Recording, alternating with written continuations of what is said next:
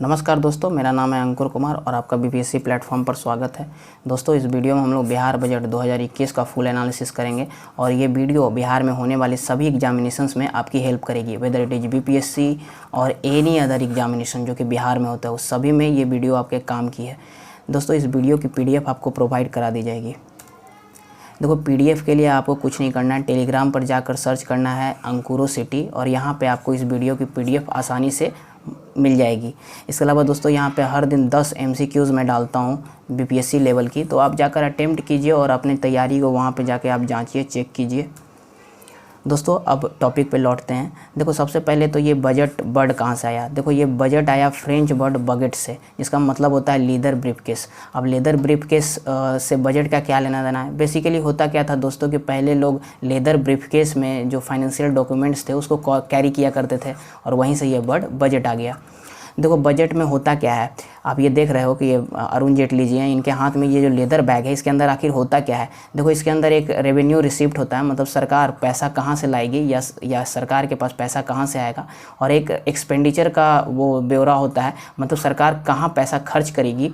और इसके अलावा एक लंबा सा स्पीच होता है फाइनेंस मिनिस्टर का, जो कि अपने काम को बताते हैं और इसके अलावा ये भी बताते हैं कि आने वाले साल में यानी अगले फाइनेंशियल ईयर में क्या क्या करेंगे।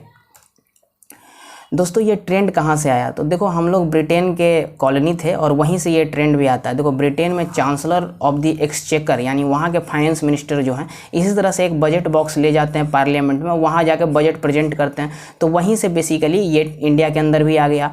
देखो, पहला इंडिपेंडेंट इंडिया का पहला जो बजट है वो पेश किया गया था बाई RK सनमुखम चट्टी। तो RK सनमुखम चट्टी के द्वारा पेश किया गया था 26 नवंबर 1947 को। देखो दोस्तों, अब ये करंट फाइनेंस मिनिस्टर है निर्मला सीतारमण जी।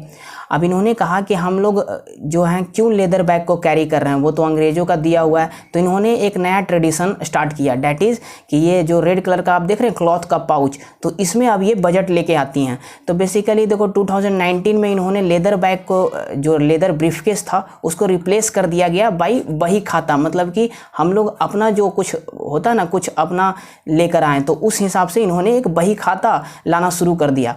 देखो, फाइनेंस मिनिस्टर जी जो है, इस साल का जो बजट है यूनियन बजट, वो फर्स्ट पेपरलेस बजट है इंडिया का। मतलब कि इस बार जो बजट है, वो जो फाइनेंस मिनिस्टर ने बजट का भाषण पढ़ा है वो बेसिकली एक टैबलेट पर पढ़ा है, यानी कि पेपर का यूज नहीं किया गया है। तो ये भी एक इम्पॉर्टेंट फैक्ट है दोस्तों। अगला देखो, लॉन्गेस्ट बजट स्पीच का जो रिकॉर्ड है वो भी निर्मला सीतारमण जी के नाम पर है। ये जो रिकॉर्ड है, इन्होंने लगातार 2 घंटा 42 मिनट तक बजट स्पीच पढ़ा था जब ये बजट पेश करे थी 2020 और 21 का। और इसके बाद कुछ पेजेज बचे हुए थे, तब ये एक तरह से बेहोश हो गई और उसके बाद आगे का बजट जो है, 1, 2, 3 पेज बचा था, उसको ख़त्म कर दिया गया, मतलब उसको नहीं पढ़ा गया। अब बिहार के बजट पर लौटते हैं। देखो, बिहार का बजट जो है इस बार पेश किया गया है बाई तारकिशोर प्रसाद। तारकिशोर प्रसाद जो है बिहार के डिप्टी CM हैं, ठीक है, और इसके अलावा फाइनेंस मिनिस्टर हैं। तो इन्होंने अपना जो है पहला बजट पेश किया गया है इनके द्वारा, तो it is a first budget by Tarkishore Prasad. देखो, इन्होंने कुछ अपनी जो है सरकार की कुछ उपलब्धियों को गिनाया। सबसे पहले देखो, 4.82 लाख जो है पीपल बेनिफिटेड हुए हैं बाई क्वारंटीन सेंटर। आपको पता है सरकार ने जो है क्वारंटीन सेंटर खोला था जो लोग बाहर से आ रहे थे कोरोना क्राइसिस में, उनके लिए, और इन्होंने बताया कि 5300 करोड़ रुपए का ये क्वारंटीन सेंटर इसमें खर्च हुआ और इसमें इतने लोगों को फ़ायदा हुआ। इसके अलावा इन्होंने बताया कि 1000 रुपये सभी राशन कार्ड होल्डर्स को दिए गए थे, तो उसमें जो है लोगों के जो डायरेक्ट खाता में, जो DBT के द्वारा डायरेक्ट खाता में भेजा गया, उसमें से लगभग 1600 करोड़ सरकार का खर्च हुआ पिछले बार। इसके अलावा इन्होंने बताया कि जो बाहर फंस गए थे लोग, देखो कुछ लोग तो, कुछ माइग्रेंट वर्कर्स तो बिहार आ गए पैदल और कुछ लोग वहीं रह गए, तो जो लोग वहीं रह गए उनको 1000 रुपये दिए गए उनके DBT के थ्रू, तो इसमें 210 करोड़ रुपए खर्च हुए सरकार के। इसके अलावा दोस्तों, इन्होंने बताया कि ट्रेन फेयर के नाम पे श्रमिक एक्सप्रेस, आपको पता है कि ट्रेन चलाया गया था, तो श्रमिक स्पेशल जो ट्रेन से लोग आ रहे थे उनको फेयर दिया गया था, मतलब उनको आने का किराया दिया गया था, तो इसमें 1000 रुपये सभी को दिया गया था, इसमें 121 करोड़ रुपए खर्च हुए। इसके अलावा इन्होंने बताया कि जब कोविड-19 आया तो टेस्टिंग सेंटर्स बनाने थे, तो सरकार ने टोटल 12 लैब्स बनाए, मतलब 12 लैब्स जहां पर टेस्टिंग हो रही थी कोविड-19 की। इसके अलावा इन्होंने बताया कि हम लोग हर 10 लाख पे 1.72 लाख का कोविड टेस्टिंग हम लोगों ने किया है। तो एक तरह से इन्होंने ये डाटा दिया कि हम लोग जो है हर 10 लाख आदमी पे बिहार के अंदर 1.72 लाख का कोविड टेस्टिंग हुआ है। इसके अलावा इन्होंने ये भी बताया कि बिहार का जो रिकवरी रेट है वो 99% है, जो कि नेशनल रिकवरी रेट से बहुत अच्छा है। तो ये भी इन्होंने अपना गिनाया। अब देखो सीधा बजट पे लौटते हैं। ये तो सरकार की पिछले साल के काम थे। अब देखो आने वाले टाइम में सरकार क्या क्या करेगी इसका भी ब्यौरा दिया गया इनके द्वारा। देखो सबसे पहले देखो कि बजट कितना का था। तो ये बजट था 2,18,302 करोड़ रुपए का। तो 2,18,302 करोड़ रुपीज़ का ये बजट था। पिछले बार लगभग 2,11,000 करोड़ रुपए का बजट था। देखो इसमें सरकार का जो पैसा होता है दोस्तों वो दो हिस्सों में बांटा जाता है। पहला है स्कीम में एक्सपेंडिचर, मतलब कि सरकार देखो बहुत सारी स्कीम्स चलाती है।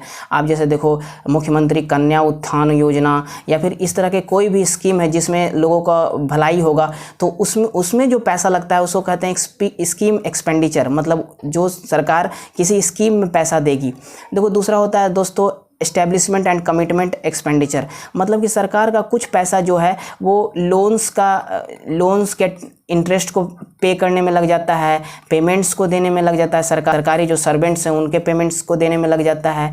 इसके अलावा सरकार जो है पेंशन्स देती है और भी बहुत सारे खर्चे होते हैं दोस्तों जो कि किसी स्कीम में नहीं लगते हैं, उसको कहते हैं एस्टेब्लिशमेंट। तो आप देख सकते हो सरकार का जो है 1.17 जो लाख करोड़ है वो तो सिर्फ एस्टेब्लिशमेंट में ही लग जाएगा और लगभग 1 लाख करोड़ सरकार स्कीम में खर्च करेगी। देखो अब आप जान लो सरकार का पैसा आता कहाँ से है। देखो यहाँ पे आप इस चार्ट में देख सकते हो दोस्तों। देखो रेवेन्यू दो तरह का है, एक तो है जो टैक्स से सरकार कलेक्ट करते रेवेन्यू उसको वो है, और दूसरा है नॉन टैक्स रेवेन्यू। देखो नॉन टैक्स रेवेन्यू में आप देख सकते हो सरकार को कुछ पैसा माइंस से आता है, कुछ पैसा इंटरेस्ट भी है सरकार का, इरिगेशन प्रोजेक्ट से भी कुछ पैसे आते हैं। और ये इस तरह से आप देखोगे टैक्स रेवेन्यू तो ट्रांसपोर्ट जो कि सरकार टोल लेती है तो उससे कुछ पैसे आते हैं। तो यहाँ पे आप देख सकते हो लैंड रेवेन्यू के नाम पे सरकार को लगभग 500 करोड़ रुपए आता है। तो ये सरकार का रेवेन्यू है, मतलब यहाँ से सरकार को पैसा आता है। अब दोस्तों मुख्यमंत्री नीतीश कुमार जी का एक 7 निश्चय प्रोग्राम था, उसमें एक प्रोग्राम था दोस्तों बिहार स्टूडेंट क्रेडिट कार्ड। तो इसमें सरकार ने बताया कि उन्होंने 2,995 करोड़ रुपए दे दिए हैं। तो बेसिकली जो लोन्स के रूप में दिए जाते हैं लगभग 4 लाख रुपए का लोन मिलता है जो लोग ग्रेजुएशन करना चाहते हैं या हायर एजुकेशन लेना चाहते हैं उनको। इसके अलावा इन्होंने बताया कि मुख्यमंत्री निश्चय स्वयं सहायता भत्ता योजना जो कि एक तरह से बेरोजगारी भत्ता है उसमें जो है सरकार ने 630 करोड़ रुपए दे दिए हैं और लगभग इतने लोगों को उससे बेनिफिट हुआ है। इसके अलावा इन्होंने बताया कि इनका एक और प्रोग्राम है कुशल विकास कार्यक्रम। तो इसमें इन्होंने बताया कि 702 करोड़ रुपए जो है इसमें भी दिए गए हैं स्किल सेंटर्स को, ताकि वो लोगों में स्किल इम्पार्ट कर सकें। इसके अलावा आप जानते हैं दोस्तों कि बिहार की सभी वैकेंसीज में 35% जो है सीट्स रिजर्व हैं फॉर फीमेल कैंडिडेट्स। तो ये भी इन्होंने बताया था। इसके अलावा देखो ये बहुत इम्पॉर्टेंट है, सरकार ने दोस्तों जो गर्ल्स जो इंटर पास करेंगी पहले उनको दिया जाता था 10,000 रुपीज़, अभी सरकार ने कहा है कि इसको बढ़ाकर हम 25,000 कर देंगे, मतलब कि 25,000 कर देंगे। लेकिन इंटरमीडिएट के लिए इन्होंने एक शर्त रखी है कि अनमैरिड होनी चाहिए गर्ल, मतलब जो भी इसके लिए अप्लाई करेगी जिसको भी ये सहायता चाहिए 25,000 उनको अनमैरिड होना पड़ेगा। और दूसरा इन्होंने ये कहा कि जो 25,000 पहले ग्रेजुएट गर्ल्स को दिया जाता था ग्रेजुएशन के बाद उसको 50,000 कर दिया जाए, मतलब कि ये विमेन एम्पावरमेंट के लिए किया गया है जो कि एक अच्छा चीज़ है। अब देखो दोस्तों इसके अलावा सरकार ने कुछ बातें कही कि डिजिटल काउंसलिंग सेंटर बनाया जाएगा बिहार में। बेसिकली ये है कि ऐसे लोग जो बिहार से फ़ॉरेन जाना चाहते हैं, फ़ॉरेन जाकर पढ़ना चाहते हैं, तो उनके हेल्प के लिए ये डिजिटल काउंसलिंग सेंटर्स बनाए जाएंगे ताकि लोग जो है जो बिहार के सिटीजन हैं वो बाहर जाके फ़ॉरेन में जाके पढ़ाई कर सकें। इसके अलावा देखो दोस्तों जो माइग्रेंट क्राइसिस हुआ था तो बहुत सारे सवाल उठे थे कि हम लोगों के पास माइग्रेंट वर्कर्स का एक डेटाबेस भी नहीं है, मतलब हमको मालूम भी नहीं है कि हमारे कितने लोग जो हैं बाहर जाकर काम कर रहे हैं। तो सरकार ने इस बजट में ये अनाउंस किया कि एक डेटाबेस बनाया जाएगा पंचायत लेवल पर, ताकि जो माइग्रेंट वर्कर्स हैं जो बिहार से बाहर जाकर काम करते हैं उनका एक डेटाबेस हो, ताकि सरकार को पता रहे कि कितने लोग बाहर जाकर काम कर रहे हैं और वो कहाँ के हैं। अब सेक्टर वाइज हम लोग बजट को डिस्कस करते हैं दोस्तों। देखो पहला सेक्टर है एग्रीकल्चर। तो एग्रीकल्चर कृषि जो है पहला क्षेत्र है दोस्तों, और कृषि का देखें अगर, तो बिहार स्टेट में अगर आप बात करें तो 70%, लगभग 70% लोग जो हैं आज भी कृषि पर डिपेंडेंट हैं, मतलब कि एग्रीकल्चर पर डिपेंडेंट हैं। तो सरकार ने ये बताया है कि ये लोग एक कॉरिडोर बना रहे हैं, ऑर्गेनिक कॉरिडोर गंगा नदी के किनारे, और इसमें 13 डिस्ट्रिक्ट शामिल हैं। तो लगभग मतलब कि जो गंगा नदी फ्लो करती है, इसके जो किनारे हैं, जो भी डिस्ट्रिक्ट्स हैं, वहाँ पर एक ऑर्गेनिक कॉरिडोर बनाया जाएगा। इसके अलावा इन्होंने ये बताया दोस्तों कि 80% सब्सिडी दिया जाएगा जो स्टबल बर्निंग का प्रॉब्लम। स्टबल बर्निंग मतलब दोस्तों जब आप खेती करते हैं तो कुछ रेसिड्यू जो है वो खेत में ही बच जाता है, तो किसान जो है इसको आसानी से जला देते हैं, लेकिन इससे क्या होता है, बहुत ज़्यादा पॉल्यूशन होता है। तो देखो इससे निजात पाने के लिए कुछ मशीन्स तो आते हैं, बट वो बहुत ही कॉस्टली हैं। तो सरकार ने कहा कि जो भी किसान इन मशीन्स को परचेज करेगा उसको सरकार 80% सब्सिडी देगी। इसके अलावा दोस्तों और भी अच्छी बातें कि हम लोग सीड में हाइब्रिडाइजेशन लाइन करेंगे। इसके अलावा हम लोग साइंटिफिक तरीके से खेती करवाने की कोशिश करेंगे, मिट्टी की जांच होगी। जो अच्छी बातें हैं वो कही गई है दोस्तों। मेंस आंसर राइटिंग में ये सारी चीज़ें काम की होती हैं। अगला सेक्टर है दोस्तों एनिमल हस्बेंड्री एंड फिशरीज़। देखो एनिमल हस्बेंड्री और फिशरीज़ में सरकार ने ये कहा है कि एक वैक्सीनेशन प्रोग्राम हम चलाएंगे पूरे बिहार में, मतलब कि जो एनिमल्स हैं उनको वैक्सीनेशन किया जाएगा ताकि जो एनिमल को डिजीजेज होती हैं डिफरेंट टाइप की, उससे वो बच सके। इसके अलावा इन्होंने कहा कि एक सीमेन स्टेशन बनाएंगे हम लोग पूर्णिया के अंदर, ताकि जो हाइब्रिडाइजेशन है एनिमल का वो किया जा सके। हाइब्रिडाइजेशन क्या होता है दोस्तों, देखो हाइब्रिडाइजेशन होता है जो सबसे अच्छी नस्ल है उस तरह के ज़्यादा जानवर हों, इसलिए हाइब्रिडाइजेशन किया जाता है दोस्तों। तो इन्होंने ये बताया कि हम सीमेन स्टेशन बनाएंगे पूर्णिया के अंदर ताकि हाइब्रिडाइजेशन हो सके। इसके अलावा किशनगंज में एक वेटनरी कॉलेज खोला जाएगा जो कि बिहार एनिमल साइंस यूनिवर्सिटी के अंडर काम करेगी। वाटर रिसोर्स, देखो वाटर रिसोर्स में जो सबसे इम्पॉर्टेंट है वो ये है दोस्तों कि सरकार एक पाइपलाइन बिछा रही है 148 किलोमीटर्स की, जो कि 3 जिलों में से गुजरेगी, जो कि है राजगीर, नवादा और गया। देखो राजगीर, नवादा, गया में ये पाइपलाइन जाएगी और इससे ड्रिंकिंग वाटर की जो प्रॉब्लम है वो ख़त्म हो जाएगा। मतलब कि गंगा नदी से पानी इन जिलों में पहुंचाया जाएगा ताकि वहां पे लोगों को पानी मिल सके। तो ड्रिंकिंग वाटर पर्पस के लिए ये 148 किलोमीटर का पाइपलाइन बिछाया जाएगा। इसके अलावा जो रिवर लिंकिंग प्रोजेक्ट है उसके लिए जो कोसी बेसिन है उसको महानंदा बेसिन से जोड़ा जाएगा। तो बेसिकली जो रिवर लिंकिंग प्रोजेक्ट है उसमें कोसी और महानंदा को भी जोड़ा जाएगा ताकि वहाँ पे इरिगेशन की प्रॉब्लम ख़त्म हो जाए, वाटर जो स्कार्सिटी है वो ख़त्म हो जाए, और सबसे बड़ी बात है फ्लड का भी प्रॉब्लम इससे ख़त्म होगा। अगला डिपार्टमेंट है दोस्तों इन्वायरमेंट, फॉरेस्ट एंड क्लाइमेट। देखो गोगाबिल जो बिहार में है उसको इको टूरिस्ट प्लेस के रूप में डेवलप किया जाएगा ताकि जो कटिहार में लोग गोगाबिल जाकर घूम सकें, तो इसको इको टूरिस्ट प्लेस के रूप में डेवलप किया जाएगा। इसके अलावा बिहार में सिर्फ आज तक एक ही जू है दोस्तों जो कि पटना में है।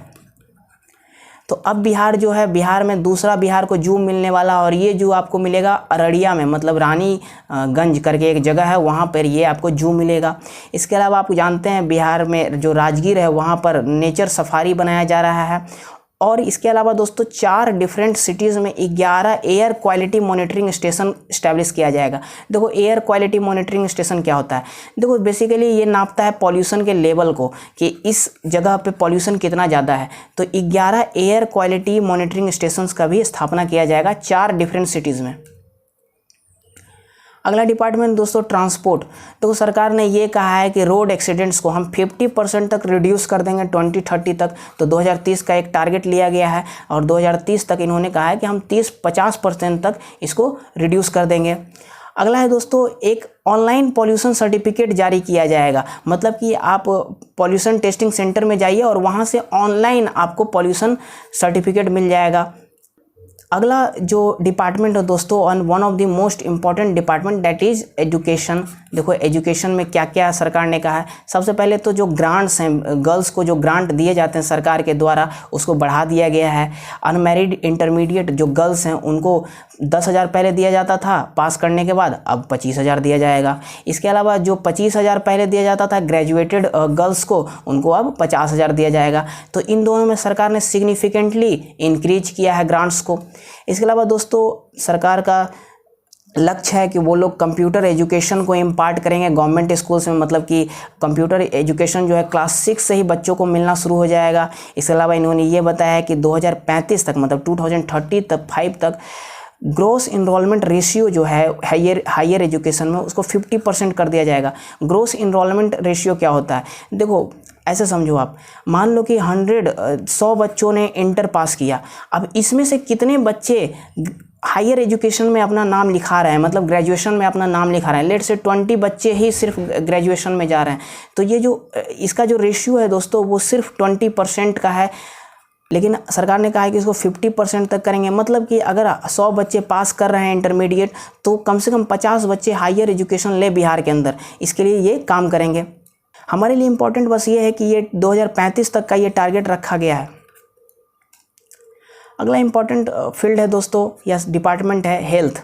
देखो सरकार ने ये कहा है कि पीएमसीएच को जो है वर्ल्ड क्लास हॉस्पिटल बनाएंगे और इसके लिए 5540 करोड़ सैंक्शन भी किए गए हैं।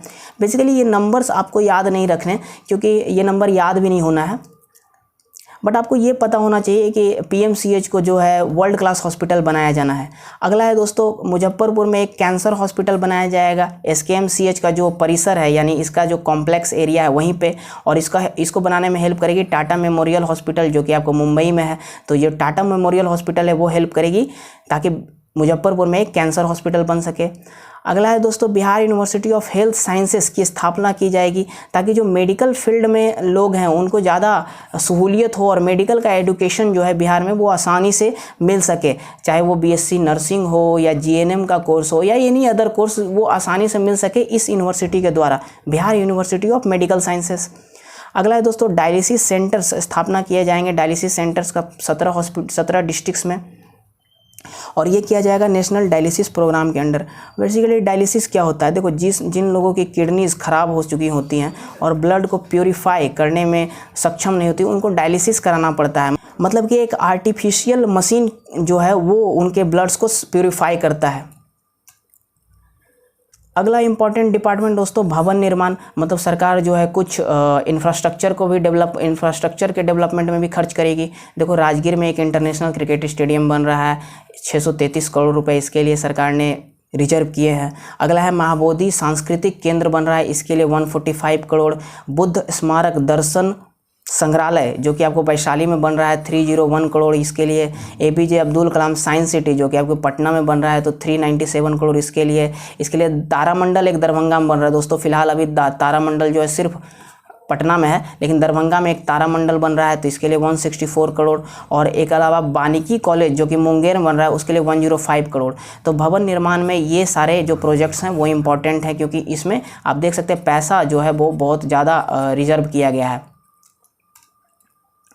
अगला इंपॉर्टेंट डिपार्टमेंट दोस्तों साइंस एंड टेक। अब बिहार में साइंस एंड टेक पे बहुत ज़्यादा काम होता नहीं है, तो इन्होंने बस ये कहा है कि एक रीजनल साइंस सेंटर बनाया जाएगा गया में और APJ Abdul Kalam science city बनाया जाएगा पटना में। तो ये इंपॉर्टेंट है दोस्तों, APJ Abdul Kalam science city जो कि पटना में बनाया जाएगा। अभी इसका कोई भी फर्दर डिटेल इन्होंने नहीं दिया है। अब बजट्स के जो मेन फीचर्स हैं या मेन हाईलाइट्स हैं वो मैं आपको एक साथ बता देता हूँ। देखो सबसे ज़्यादा एलोकेशन जो है इस बार भी एजुकेशन सेक्टर में किया गया है, पिछले बार भी सबसे ज़्यादा एलोकेशन एजुकेशन में ही किया गया था 38,035 करोड़, मतलब 38,035 करोड़। इसके अलावा आप रूरल डेवलपमेंट का एलोकेशन देख सकते हैं। देखो मैं सभी नंबर्स को पढ़ूंगा नहीं, आपको पीडीएफ मिल जाएगी, आप उसमें आराम से देख लेना। इसके अलावा 3rd नंबर पे जो एलोकेशन है दोस्तों वो रोड्स के लिए है, उसके बाद हेल्थ और उसके बाद एनर्जी। बिहार में एंटरप्रेन्योरशिप को बढ़ाने के लिए दोस्तों इन्होंने बहुत अच्छा एक प्रोजेक्ट लाया है। बेसिकली ये है कि पूरे प्रोजेक्ट कॉस्ट का 50% सरकार देगी और 5 लाख तक का लोन देगी, जिसमें आपको सिर्फ 1% का ही इंटरेस्ट लगेगा। और अगर आप विमेन एंटरप्रेन्योर हैं यानी कि अगर आप महिला हैं, उद्यमी हैं, तो आपको इंटरेस्ट फ्री लोन्स दिया जाएगा 5 लाख तक का, मतलब आपको कोई इंटरेस्ट नहीं देना। तो ये बहुत अच्छा स्कीम है दोस्तों एंटरप्रेन्योरशिप को बढ़ाने के लिए। अब देखो सभी डिपार्टमेंट्स जो मेन डिपार्टमेंट्स हैं उनका एलोकेशन दिया हुआ है। एजुकेशन में सरकार जो है वो 38,035 करोड़ खर्च करेगी, मतलब लगभग 17.42%। इसके अलावा हेल्थ का आप देख सकते हैं 13,000 करोड़। मैं राउंड फिगर्स में बता देता हूं दोस्तों, बाकी एग्जैक्ट जो है आपको पीडीएफ में मिल जाएगी। साइंस एंड टेक्नोलॉजी में 422 करोड़। एग्रीकल्चर में 3000 crore, 1500 crore animal husbandry, youth welfare के लिए 100 करोड़, 8500 करोड़ एनर्जी के लिए, बीसी और एमबीसी जो है बैकवर्ड क्लासेस उनके डेवलपमेंट के लिए, उनके वेलफेयर के लिए 1700 करोड़। इंटरेस्ट सरकार 14,000 करोड़ रुपए का पे करेगी, जो सरकार ने लोन्स लिए हैं डिफरेंट इंस्टीट्यूशन से, उसका इंटरेस्ट पे करने के लिए इतना रुपया रखा गया है। इसके अलावा इन्वायरमेंट फॉरेस्ट के लिए 733 करोड़, रूरल डेवलपमेंट के लिए 16,800 करोड़, रोड कंस्ट्रक्शन के लिए इतना। अब लास्ट में दोस्तों वीडियो की सबसे इम्पॉर्टेंट जानकारी, आपको इस वीडियो की पीडीएफ आपको इस टेलीग्राम चैनल पर मिल जाएगा। इस टेलीग्राम चैनल का जो लिंक है वो आपको डिस्क्रिप्शन में भी मिल जाएगा। तो अगर आप टेलीग्राम पर सर्च करना चाहते हैं तो टेलीग्राम पर सर्च कर लें, वरना यहाँ से डिस्क्रिप्शन में जाकर और इस टेलीग्राम चैनल को ज्वाइन कर लें, वहाँ पे इस वीडियो की आपको पीडीएफ मिल जाएगी। दोस्तों अगर आपको वीडियो अच्छा लगा तो आप मुझे इनकरेज कर सकते हैं बाई लाइकिंग दिस वीडियो। देखो आप लाइक करते हो तो मुझे मोटिवेशन मिलता है ताकि मैं और वीडियोस बनाऊं। और इसके अलावा आप मुझे कमेंट सेक्शन में ज़रूर बताओ, मैं सभी के कमेंट्स पढ़ता हूं। कमेंट सेक्शन में ज़रूर बताओ कि कैसा आपको ये वीडियो लगा। And thank you for watching.